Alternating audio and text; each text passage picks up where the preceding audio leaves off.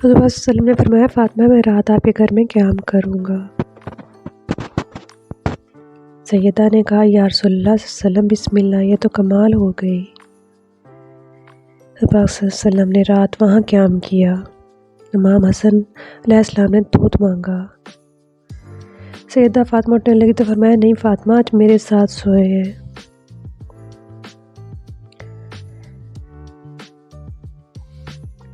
دودھ بھی میں پلاؤں گا۔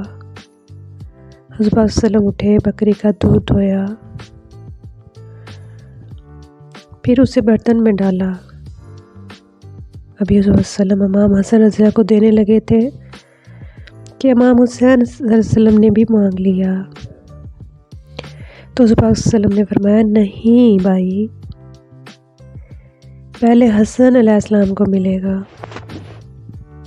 تو حضرت فاطمہ رضی اللہ تعالیٰ عرض کرنے لگی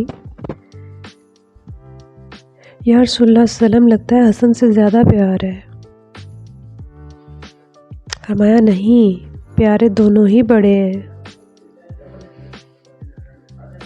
پر مانگا پہلے حسن نے ہے۔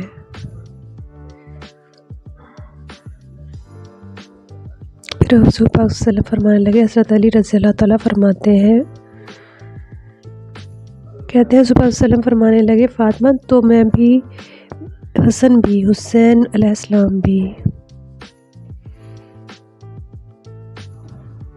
اور یہ جو سو رہا ہے،